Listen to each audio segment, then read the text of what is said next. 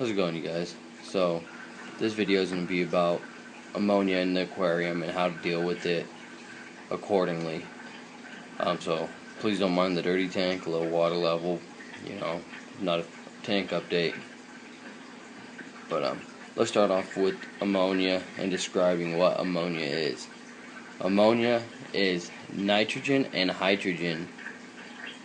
It's there's two forms of it. You have NH3, which is your free ammonia, also called unionized ammonia. This is your toxic, dangerous ammonia. There's also NH4. It's called ammonium ion. It's an ionized form of ammonia, and although it is dangerous, it's not as dangerous as ammonia. It's free ammonia. Also, ammonia is a lot more toxic at high pH and high temperatures. But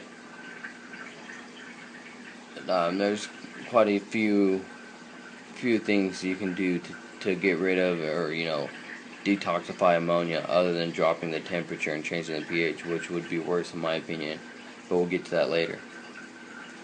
Ammonia has many sources. It could be from fish waste. It's a product of the fish breathing. They produce ammonia through their gills. Also from the decomposition of organic materials that as plants, uneaten food. Also, if you have a dead fish laying around, it'll decompose and produce ammonia. Now, ammonia is bad in your aquarium for a few reasons. High ammonia levels can burn the fish. You'll see red streaks down the side of the fish.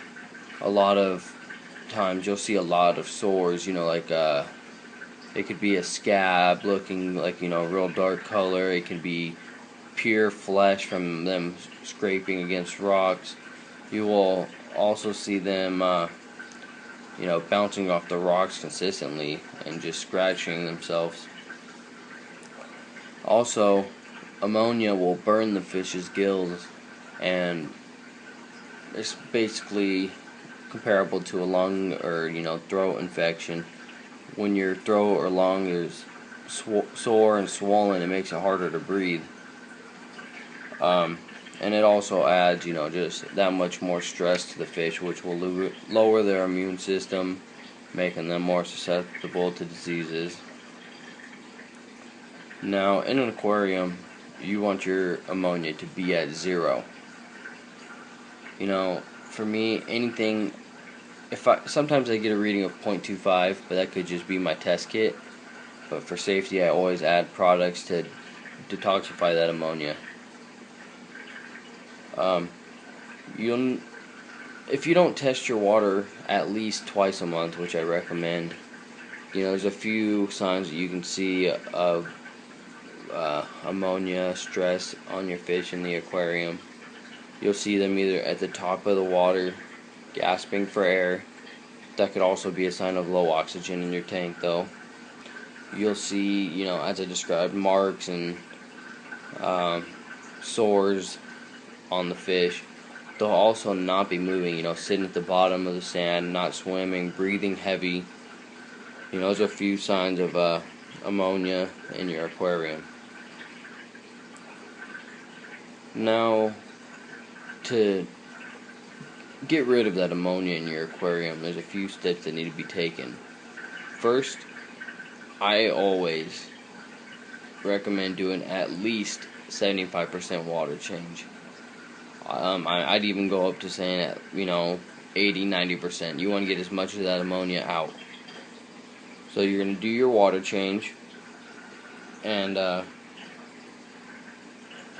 you want to try to keep the water the same. Like with me, I use salts and buffers in my water.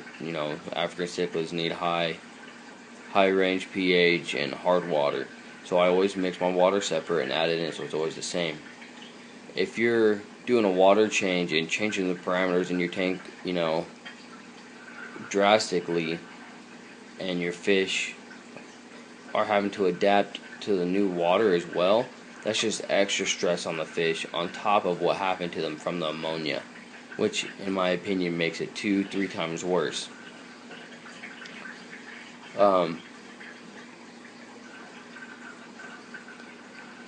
Now, after you do your water change, you want to fill the tank back up, same temp, same exact water, fill it back up, and I always like to add a product called Seachem Prime.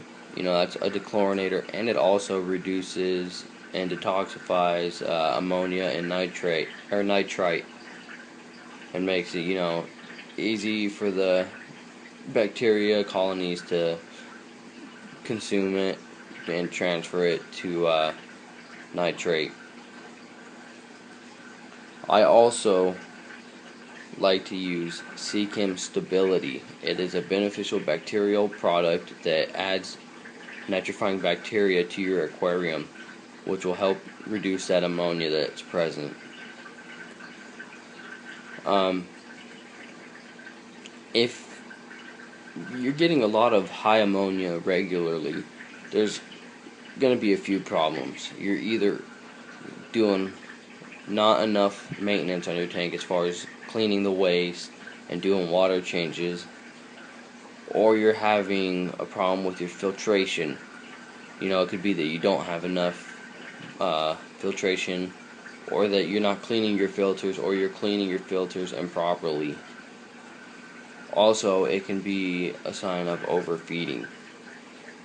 So those are going to be future videos. I'm not going to get into all that right now. If you guys have any questions, you know, leave a comment. I'll get to them. And thanks for watching.